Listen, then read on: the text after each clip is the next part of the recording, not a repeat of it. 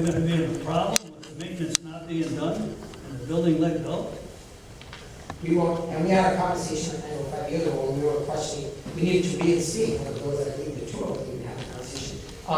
We think we have the right mix of 23 custodians and the part-timers. We're now back in negotiations with the custodians to talk about what's working and what is not working. I can tell you quite honestly, when everyone is in attendance, the model that we reverted to right now, the schools, you can ask any principal, the schools are well maintained. The issue we have is when someone's out. Because when someone's out, that's when you need your overtime. So we're looking at how we can adjust to keep the quality of our schools. We're not going to diminish the quality of our schools and the maintenance of our schools. What we did that for is that's why we did not diminish any of our contracted custodians. We only diminished the part-timers because they are short-term. We do have changeover, but our contracted custodians are the ones who rose to the challenge and gave us a whole new plan. So I can tell you quite honestly, we are as conscientious about that, because you can ask the board. We actually visit every school every October and go through a complete detailed list to see the quality of our standards of our school. And if there are things that are missing, we put them on a list to get fixed. So I'm going to say to you, I don't believe it's going to make a significant difference in the quality of our schools, but if it shows that it is, we will reinstate the fee. We'll find the other money from somewhere else. Now, you make a distinction between maintenance and custodial. Yes. Now, how many maintenance do you have? There's now 3, and they are full-time all of them. Is that 3 for all buildings? 3 for all For the the district? For the district. 3 for the district? Yep. And how many custodians? 20. 20. And that's for the district.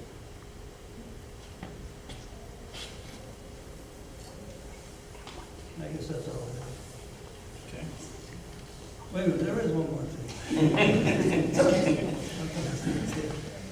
In the past, the Board of Finance, at least to my recollection, has looked favorably on one-time costs. A main entrance security grade, for instance, $11,500. How often would you do that? Once. It's a one-time. Have you approached the Board of Finance to see if they take something out of the fund balance? No, we didn't, but you remember, I can show you, remember the page I showed you? Back to it. Wait a second. You'll see what we're doing. I think we know the Board of Finance is constructed. We know the context that you showed us by using the fund balance. But let me just, the best way to show you is right here. Instead of coming to the Board of Finance, look at what we did this year. Oh. Yeah, I'll slow down. You see it? Yeah, there it is. Easy, right? Yep. So if you look even this year, look at what we just did. We just got $50,000 from the state competitively. So we go out for competitive grants, and we basically said, Shepherd Hill, what are the 3 schools? Shepherd Hill, Moosup, and Memorial? Memorial, Central, and Moosup. All right, so Memorial, Moosup, and Central, but we included Shepherd Hill in the high school, but they didn't fund those yet.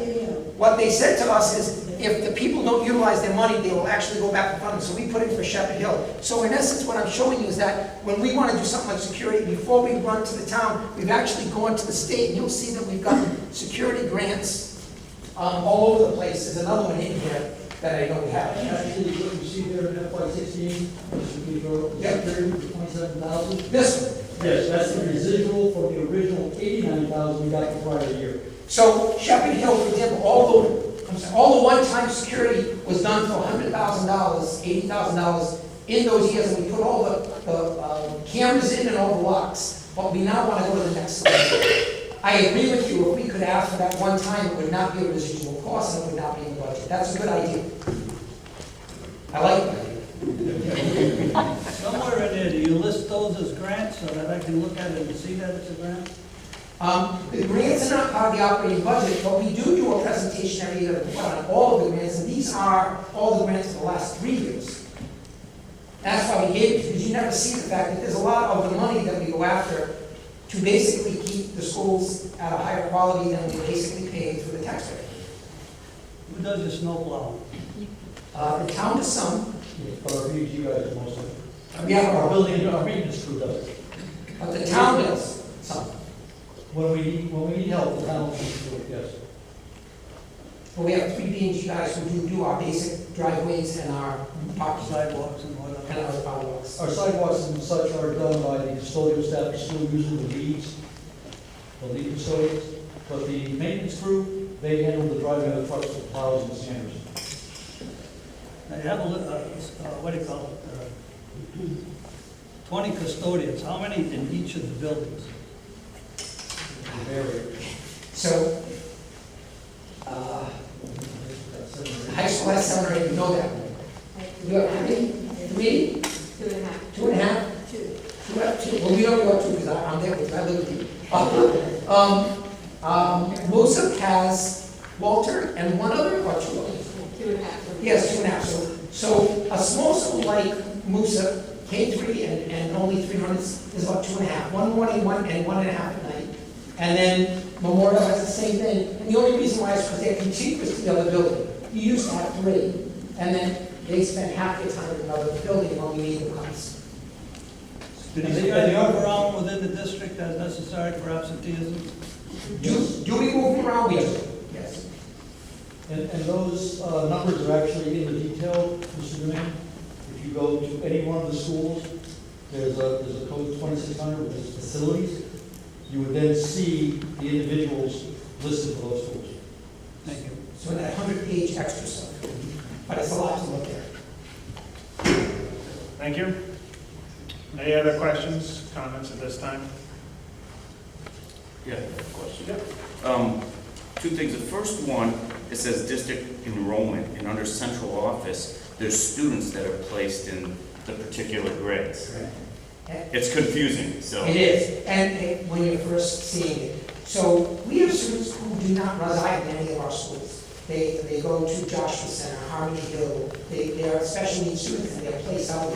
They have to be coded to a building, and the ECC, our admin building, actually has a principal named Greener as well as, so they have to be coded to a building, but they are not Memorial students, but they might be 5th graders. They are not high schools. So they're coded in a neutral building called ECC because they're placed out of the district. Understand. It's a placeholder. Kind of what I was. You think it's but like- I didn't know for sure. Yeah. And the next question is, in regards to this high road program that you're proposing here, and you're hoping to get students, how do you know you're hoping? I mean, is it something you can demand these students? We need 20 students back, we need 5 students, or you asked for it, but it doesn't happen? So it's a combination. We built our budget on the fact that if 8 students, and we have this historically here, if the 8 students or 9 students that we know are already placed, they're already at Wayne Hill, they're already at these places, we're gonna bring them back, because we have the right, if we build a program that meets their needs, to say we're gonna bring the children back. You still have to have what's called a planning and placement meeting. You have to say to the parents, this program will meet. You can't just say, I'm taking the kid and moving. You know, so we have to have those meetings, but we already know the 8 or 9. That leaves us at least 3 openings, and then, as I told you, it may allow 4 extras. So we're thinking that the 8 or 9 alone, if they are 70,000 apiece, would be 630, would be in charge of 380, so that at least 200,000, could be 250. And then, if Canterbury or Brooklyn, they've already called us and said, if you run the program, we might have a student, so we might be able to bring in 1, 2, 3. We're just afraid that during the year, if we need someone in our program, we don't want to give it away for 50,000 and they will pay 70 to take one of our children another way. So we're going to be cautious, but we built it on the 9 out of 12. We have 3 flexibility, and then there's 4 that we can expand to. And again, the only reason we're being worried about 6 in a class for 12 sounds safer than 8 in a class for 16. So we're trying to be conservative, saying if we only put 10 in, 5 and 5, we think we can more than make the budget cut we all promised. And they're already guaranteed. They already out in place. They're actually, they're in another district. Right. And then you would have that confirmation, certainly, of course, before school. Before June, Yeah, yes. okay. We've already started to have this conversation. Great. Absolutely. Thank you. You're welcome. Good question. We appreciate all of it. Thank you. Other questions? So I guess I'll be the Grim Reaper. So right now, with the reval of the town, we're gonna collect an extra $1.1 million, which means basically it's a mill rate increase that nobody's gonna see, except, you know, they will know that there's an extra 1.1 million. So if the town votes it down, what steps are you gonna take to decrease your budget? Because, you know, you already hear that the people aren't gonna vote for a tax increase. And basically, that's a tax increase that's already sitting there, waiting for the town vote. So, you know, one of the things you said back in October when there was a meeting, and you were given the grant stabilization, was that if you're given a budget before the year starts, you can cut to make it. So, I would tell you right now, this budget's probably not going to stand. So what cuts would you be ready to make? So we have a contingency plan that we've shared publicly that talks about how to get to $1 million. And they're not things that we advocate for, but we understand that as we get closer, right now it's in the budget and you know, this is what the board is presenting, or at least considering. If the legislature rolls it back, everyone wins. If the governor cuts forward, whatever that number is, we have the voters that contingency plan and say, what would we do? Would we reduce, you know, some of our career coordination? Would we change our elementary school day to be 6 hours rather than 6.5? We presented that back in October, November, what we would do this year. We have a contingency plan that we presented and said, these are not things we want to get people upset about, but we need to know what it would look like. So we've already had a plan back in November. We have a single plan that's been expanded so that we're ready in the event that the legislature comes forward and the board finds that they cannot fully fund. But I'm not even talking about the legislature. I'm talking about, right now, the town of Plainfield is projecting basically a $1.1 million tax increase. But With the budgets as they stand, with what you're proposing and what the first selectman is proposing. Because that is due to the reval of the town. Last year, the mill rate was 29.49. They did a reval. It increased the property values in town by $1,086,020. right. Okay, so what I'm telling you is, so when it comes up to vote, and I believe the projected mill rate right now is 28.36, which is gonna make up that $1,086,000. The town is going to vote it down. This has got nothing to do with the governor. This is before governor cuts. You're not gonna get the town to take a $1 million increase. And I'm not saying it's just the Board of Ed, it's also gonna be the Board of Selectmen, is my point. So you're gonna have that cut, and then you're possibly gonna have a governor cut too. But your mill rate already includes it. I showed you, you have a $14 million expectation of ECS. And right now, it's $15 million. So you've already factored in the $1 million extra governor's cut. That's already in your budget. Am I correct? I have the number at 13 million, not Correct. 13 or 15. Right. Right. So it's already built in. If the governor doesn't win that, your $1 million is saved by the governor not winning, because the legislature and the state told us we're not supporting the ECS cut more than the 5% that was already done. If the ECS, if he takes that money and he puts it somewhere else, the ECS still would require something. We'll still work with you. We've already given a contingency plan. We're already saying we're prepared. But the $1 million cut of the government is built in right now into this budget, if I'm correct. It is. It's not an additional million. It's already there. If the legislature wins against the budget, the taxpayers win as well. If they don't, we have to make cuts. We understand that. But Kelly, can you explain this to me then? So I'm looking at the property tax levy. Last year we collected 27.1 million. Yes. This year we're projecting to collect 28.2 if we leave everything alone. In property tax, that's what the point I'm trying to get across. It's on the bottom. We discussed this at the last meeting. Yeah, right now we need 28,242,000, so another $1 million to offset all these expenditures Right. with the $13 million Right. ECS money. So that doesn't bring it down to the 28.36 that we're discussing. Right. I'm just saying, we have to go to the lowest amount because This- you're not gonna be able to go and dip into the general fund again. It's gonna be a problem. So we need to cut as low as we can. That's my point. I would bet you that the governor's gonna go as low as possible. I mean, if you read the article the other day, this had nothing to do, again, with Board of Ed, but we got no road money. All the other towns around us did, we got none. The governor has it all for the town of Plainfield. So, I fully believe that we are not going to get that extra $1 million. and we can't count on it. Last year we counted on it, and we got burned. All right, thank you, Scott. Any other comments, questions?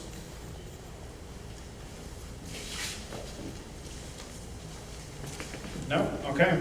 Then at this time, I will say we are concluded with our new business item. Thanks again, once again, to Ken and Board of Ed for the information and presentation.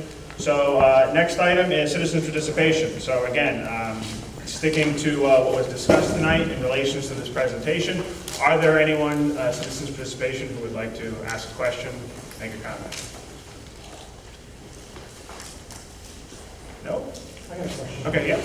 You got athletic salaries, you got an increase of $4,000. Athletic salaries, you got an increase of $4,000, why?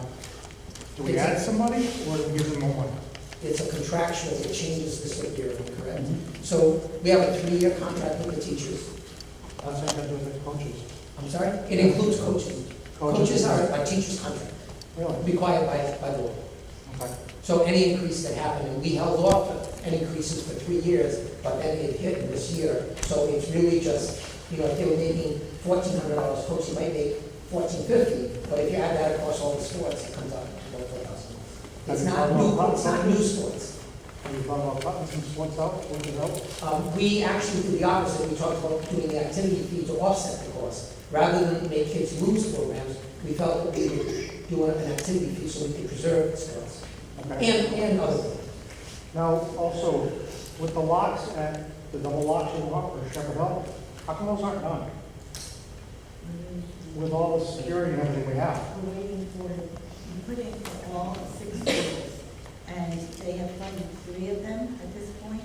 The man from the state told me that as schools are not using the money that was in the first round, and they get the money back. That's not my question. My question is, why aren't they done now already? With all the security issues we're having in schools, they should have top priority. So when we did priority, we did do that. We made sure that every single building on all doors had locks. Every building has locks. They have a secondary door they want to add. So when you get in, we can't get in the building, but after you get in the building, first off, there's a second set. They want to secure that door as well. But you can't get into the building. There is no building that doesn't have outdoor locks, outdoor visual controls, and outdoor controls. Why was the second set of locks included when the first set? When the money that we had, we felt we gave to every school what was necessary to make sure the entire perimeter was secure. Now we're looking at secondary perimeters because we feel that there's added safety needed. How much more do you think it would cost to have them come back and do that as opposed to just adding it to the original job? Well, I don't know, but we said now it's $11,000 inclusive of a company. Now, is that for one school or for all of them? That's history because Musa had 2 lots installed because we, in that year, also added a new, what do you call it, foyer. And so when we built the foyer, we built the foyer. His foyer's been pre-existing, so we did the outside. The high school has only 1 lock on the outside. I didn't think you get to high school. The outside, but once you get to that door, the other door, it's just like Plainfield at Shepherd Hill. But Shepherd Hill just feels that's a priority. They'd like to have a secondary.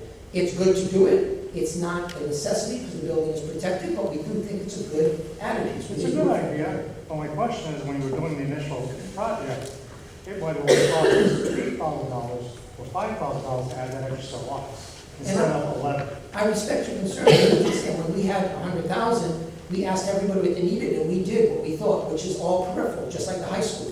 We're now at a different stage. It wasn't a consideration at the time, because that's the knowledge we have. We now have more knowledge, and we're now acting on it by saying a secondary set would be good. That's probably when the time to come to the Board of Finance and say we want to do these groups also, and we get more money to help with that. And it would probably save us money in the long run. It's possible. Okay, thank you, Sean. Any other questions, comments for citizens participation? No? Okay. Then I'll close. Thank you all again, once again, for coming out tonight for our meeting. And at this point, I would entertain a motion for adjournment. For those of you who are interested, our next meeting on our budget calendar, next meeting is with department heads, 6:30, Wednesday, April 11th. And with that said, I'll make a motion. okay, we have a motion to adjourn. Second. We have a second? All those in favor? Any opposed? All right, thank you.